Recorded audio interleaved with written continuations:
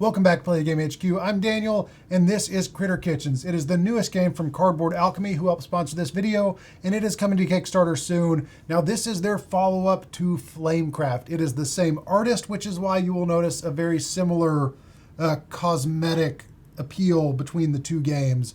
Now, because they look similar, because they have the same artist, they're from the same publisher, a lot of the perception of the game, I think, has been that it is the follow-up or like a sequel to Flamecraft, that it's Flamecraft in a kitchen. Now, they do have some similarities. They are both worker placement games. They are both resource management and resource collection games, but I think that's where a lot of the similarities stop. There are some very distinct differences between how the games play, between the competitiveness and the player interaction, and we're going to touch on that first because I think that is a big question that people have, and then we'll go into the actual gameplay. So Flamecraft is I call Flamecraft a community engine builder. In Flamecraft, you have all these different locations that people are going to be going to, improving, adding to the resources you can get, but there's very little player interaction. There's very little opportunity for players to impact other players. Critter Kitchens has a lot more player interaction, a lot more opportunity for your actions to impact other players and for the actions of other players to impact what you're doing. Where in Flamecraft, everyone is completing there are common ways for people to score, but you also have some hidden objectives, some unique objectives, and more importantly, you are collecting resources from an infinite, unlimited pool of resources in Flamecraft. In Critter Kitchens, everyone is working towards the same goals, but they are doing so with a finite, limited pool of resources. And that creates a lot of interaction. That creates a lot of opportunity to mess up other players, to have to adjust, and to pretty regularly not get to fully execute the move that you wanted to execute. So let's talk about how the game plays and kind of what we're seeing in front of us. You have the main board. This is the waterfront board. This is just kind of your round tracker and organizing the different cards. You have your locations here. Every game is going to have the soup truck, the black market, and the chef academy. And then you are going to have additional locations in the middle equal to the number of players. They have a number on the back, so I'm set up for a 4-player game here, so I'm not using all items alley, which is number 5. So we have locations 1 through 4, and again, the soup truck, the black market, and the chef academy. At the beginning of each round, you are going to fill the spots here randomly from the bag. These are your different ingredients and things that you're going to collect at each location. You resolve left to right. So the black market doesn't fill up until you get to where you're ready to resolve that location. So there's some mystery, there's some risk in going there because you don't know what you're going to get. And then you have 2 sets of 3 challenges. On round 1, 2, and 3, you're going to reveal a new challenge here. You're going to complete those challenges at the end of round 3. Same thing in rounds 4 through 6. You're going to reveal a new challenge each round. Present your plates with the completed challenges at the end of round 6. And then after round 7, you are going to present a final plate to the food critic. That's going to be your highest scoring plate. That's the big goal of the game, is to present the best plate to the food critic. And you also have your rumors, which are hidden objectives, hidden scoring modifiers that you have the opportunity potentially to look at throughout the game, but may not ever get to look at some of them, may choose not to look at them. And that is one of the really big strategic choices in the game as you go through, is whether to look at a rumor or get a food ingredient, and which rumors to look at if you have options, and just how you manage those. Those are an element of the game that elevates the complexity and adds a different level of strategic decisions to the game. So on your turn, each player is going to have, and again, I have this set up ready to go for this turn.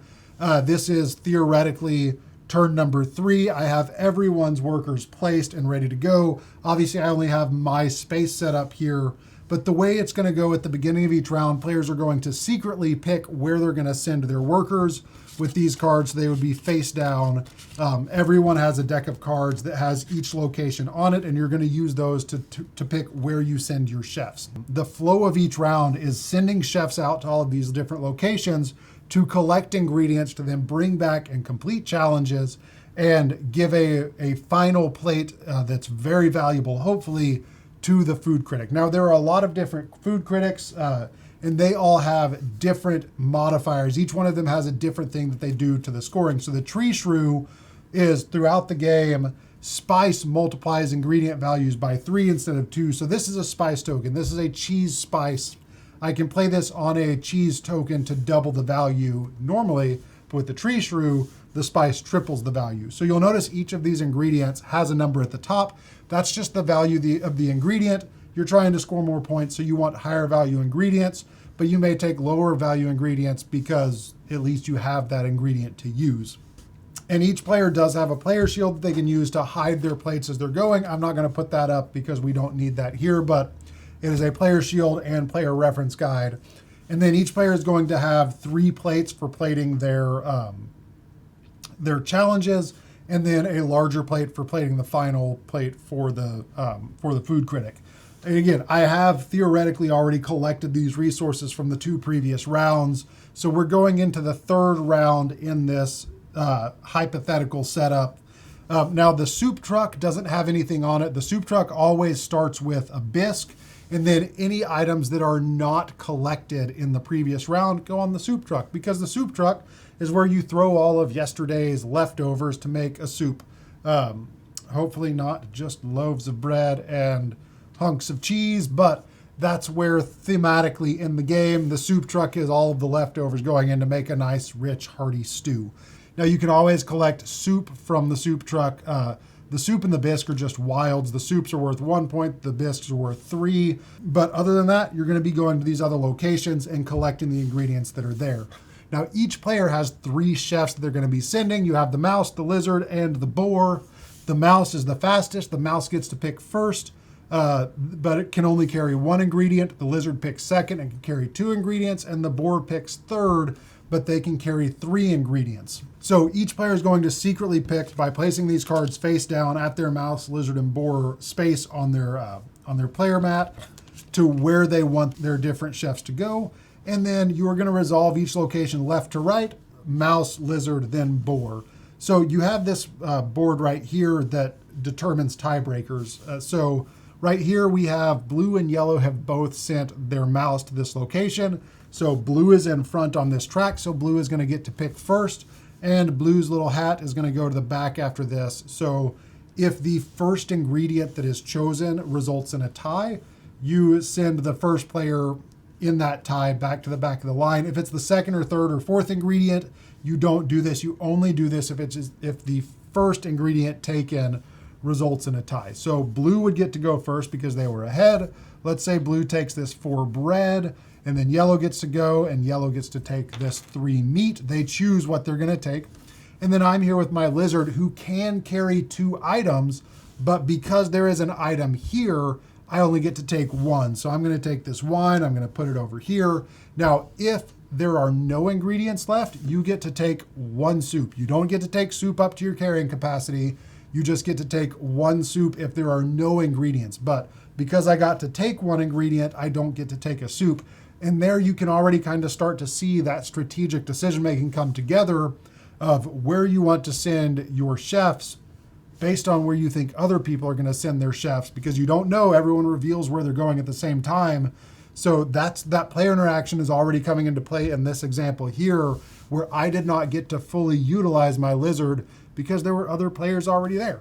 So we're going to resolve left to right. So purple is going to get to take something. Now, this is a rumor. This corresponds, the exclamation mark corresponds to this rumor. So purple could choose to take this and look at this rumor and find out with this one that meat is doubled on the final plated meat course, which is really valuable. It'd be good information to know, because then they may want to really, no pun intended, beef up their meat course so that they can double that number. But they have to choose whether they're going to take the rumor or one of these other ingredients. So let's say they do take the rumor. So purple is going to take the rumor. They're going to look at that. And because they have this token, they can look at that as much as they want. They can always refer back to that card if they forget what it is.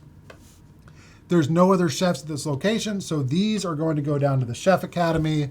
Now we're going to come down to the water market. I am first. I am red. So I'm going to take this 7 wine because I want a nice, powerful, or nice, valuable wine dish. And then blue and purple again, because I already took something, because it's not the first ingredient taken, we're not going to shift this track, but we are still going to use it to break the tie. So purple's going to go first. Say purple takes that 4 carrot, blue takes that rumor, and then down here to yellow. And if there were multiple ingredients there, they would take turns. With the tiebreakers, you don't take everything you're able to unless it's the mouse and you only can take one. You go based on the tiebreaker, but you take one at a time and you take turns until there are no ingredients left. And again, as long as someone got to take something, there's no like you get to make up the rest of your available stuff with soup. If you get to take something, then you don't get any soup. So with this one, yellow is going to take 2. So let's say yellow is going to take the 5 bread and the 5 meat. And then purple, the purple boar, is going to take the fish. They're going to take the leftovers, the fish and the carrot. And again, the boar could potentially carry 3 items, but they got 2. But because they got to take something, they don't get any soup. Now the black market, we're going to fill with random ingredients. Again, the black market is a risk. You don't know what you're going to get until you get down there. So now we're going to resolve it. Now we are going to use the tiebreaker. And because this is the first ingredient taken, I get to go first because I'm red, but I'm also going to go to the back of the line. So red goes first. I'm going to take this 6 cheese. Blue is going to take that fish spice. I'm going to take the purple mushroom. Blue is going to take the meat, and I am left with this 2 wine. And again, blue doesn't get a third ingredient because they did get something. Now, yellow is the only one down here at the Chef Academy. We did take all of the ingredients down the line, so there's only 2 ingredients that got left over at the Chef Academy. So the Chef Academy, the yellow is going to take these 2 ingredients, and they're also going to take the Zoo Chef. The Zoo Chef, Sous Chef, Zoo Chef, it's a pun. Now the Zoo Chef here, there's a new Zoo Chef brought out each round. This is going to give you a 4th location to go to on the next round, and it's going to give you a unique ability. So Ginger, after your turn, gain an item from the draw bag. So yellow, after their turn on the next round, is going to just get to randomly draw an item, and they're going to get to send a Ginger to a location. Ginger does carry 2 items, so they're going to go in the middle spot, and they're going to work just like the lizard, and that is it, but they're only good for 1 round. At the end of the next round, you're going to discard your Zoo Chef. A new one is going to come out every round, and they all have different abilities. So we have now completed the 3rd round. There are no items left over to go down to the soup truck, so everyone is going to, at the end of the 3rd round, put together their plate for the challenges. Now, the way the challenges work is you can use multiple items of each ingredient to get your points up. You also only technically have to have 1 ingredient on there, and the rest can be soup. So as long as you have 1 of the listed ingredients, you can represent the other ingredients with soup, but you do have to have all the ingredients represented. So I couldn't put a carrot and a soup and call it a day. I would have to put a carrot and 2 soups. And the 3rd challenge that comes out does get the 3rd ingredient covered up. So you only need 2 ingredients for that 3rd challenge, and same with the challenge number 6.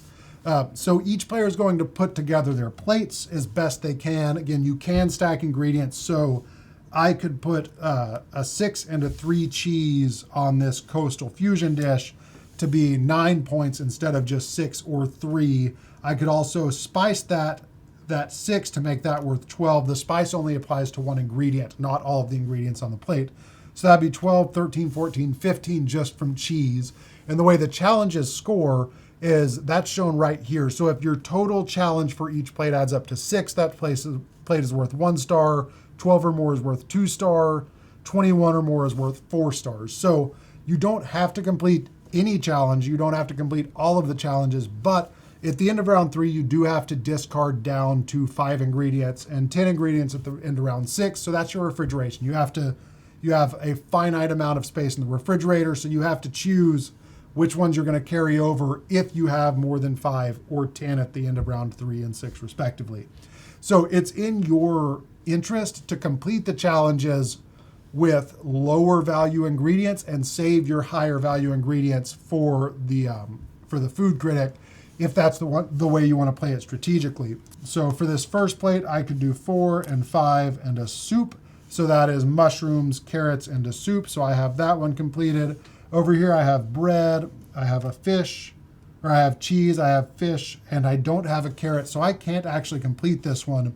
Strategically, I may want to take this soup and put it over here because this is already 12, 13, 14, 15. That's 18. I have 19 points there. So that's going to at least get me 2 stars versus just getting 1 star from that and no stars from that. And then on this last one, I have 10 points and then a bread, so that's 12 points. So total here, I didn't complete number 1, but I did complete 2 and 3, both with more than 12 points. So that's going to get me 4 stars total. And I would just take that from the stars over here. And the stars are points at the end of the game. So that's good to have. So that's at the end of round 3, you're going to complete those 3 challenges. Everything that wasn't used, again, soup goes, or everything that was used is going to go back in the bag. Soup goes back over there. And then I have exactly 5 resources left over, 5 ingredients left over, so I don't have to discard anything. Everything will fit in my refrigerator, and now everyone is going to take their people back. We're going to continue on to round 4. It's going to be the same flow. You're going to secretly pick where you're going to send your workers or your chefs. You're going to randomly place the items in the marketplace, and then you're going to go there and collect those. And just in case the way I said that was confusing, you place the items out first, and then you pick where you're going to send your chefs. So you do know what you're getting everywhere except for the black market and the Chef Academy. You're going to play that through round 6. You're going to these are now done, and you're going to reveal 3 new challenges on rounds 4, 5, and 6. You're going to do the same thing. You're going to complete the challenges. You're going to carry over a total of up to 10 items, and then you're going to play round 7, at which point you're going to complete your final plate for the food critic. And just like a good cooking show, I have already gotten a plate prepared for the food critic. So your food critic plate has 1 space for each ingredient, and unlike the challenges, you cannot stack multiple ingredients of the same type on this plate. So I couldn't stack this bread here with this other bread to get 7. You have to pick the best you have available to give to the food critic, and you're going to score each ingredient, add up the total of your plate, and then you're going to score it. Now, there are multiple things that you do for endgame scoring, including scoring your plate, and you're going to track your scoring of your plate on the back of your player board here. And you're going to use your mouse to do that. So at the end of the 7th round, you're going to prepare your plate for the critic, and then whoever has the most soup or bisque is going to score 1 star. If you presented all 7 courses, you're going to get a star. I did present all 7 courses, so I do get a star. Each player is going to go through and tally up their total for each course. Whoever has the best of each course is going to get a star, so the potential to get 7 stars from that if you have the best of each course. Then you're going to reveal and score the rumors. Some of them score, some of them just give you bonuses. So we're going to reveal these and see the first rumor doesn't score. It just doubles your meat score. The second rumor is a really, really tough one to get. So the second one, you get 5 stars if the highest number in each course you played is equal to or greater than the one before it. Now, it does say the highest number. Typically, you can only present 1 of each type of ingredient, but some food critics, like the mouse, when you're playing your cheese course, you can include any amount of cheese. So you do have some food critics that allow you to score multiple of a certain type of food, which is why that says the highest plated one. So you would need to have each plate is equal to or higher than the one before it. That's a really hard one to score, which is why it's worth 5 points. And then the Big Dipper, you get 2 stars if your remaining soup and bisque total is equal to or higher than your highest plated bread number. I don't have any soup left over, so I'm not going to score for that.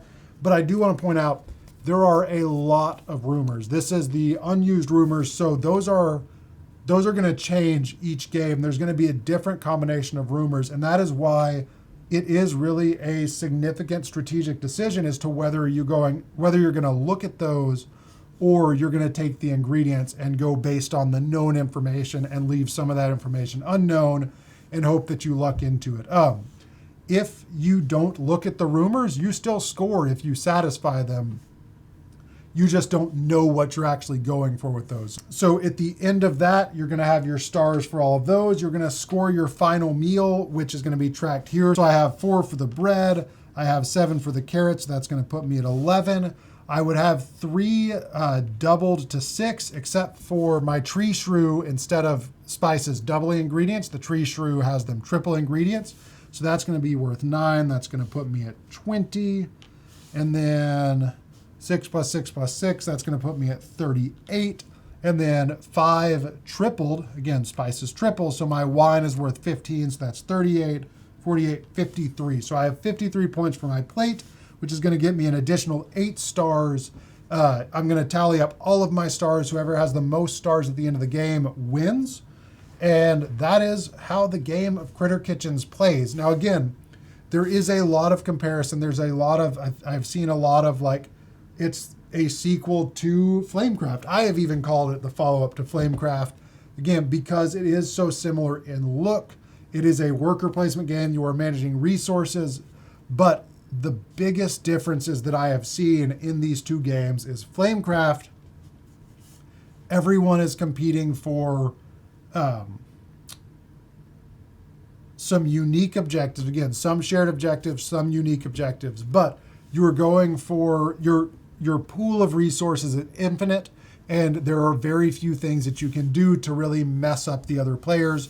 Where in Critter Kitchens, you saw in this example, the number of times that the boar didn't get to take all of their ingredients was pretty much, unless the boar is the only one there, they're probably not going to get to take all the ingredients. Now, you may have a situation on the higher ones where you have a boar and a mouse. In that case, the boar is going to get to take all 3, but it was very common in the games that we played that the boar did not get to take all of their ingredients. So there's just a lot more tension and strategic decision making in where you want to send your workers, because what the other players are doing on their turn has the potential to greatly impact what you do on your turn. Now, we didn't talk much about the soup truck because I didn't go to the soup truck in my example. Purple goes to the soup truck. There is always a bisque. Now, we saw that there were no ingredients left over to bring down to the soup truck. In that case, the boar still does get to take their full carrying capacity. If you go to the soup truck, you're always going to get to take your full capacity in either ingredients that were sent there or soup and bisque. There's only 1 bisque per round, but the soup, if there's only 1 bisque and no other ingredients, the boar can take the bisque and 2 soups. So they're always going to, if you go to the soup truck, you're safe that you're always going to get to take your maximum carry capacity. Other than that, there's no guarantee that you're going to get to take everything that you can carry. And that is one of the key decisions that you're going to have to make as you play. So this is Critter Kitchens. It is coming to Kickstarter soon. If you have any questions, feel free to leave us a comment. We'll be happy to answer those. We'll leave a link below to where you can find the Kickstarter campaign for this game. And I think that is everything. Again, feel free to ask any questions. I will do my best to answer. And until next time, see you later. Bye.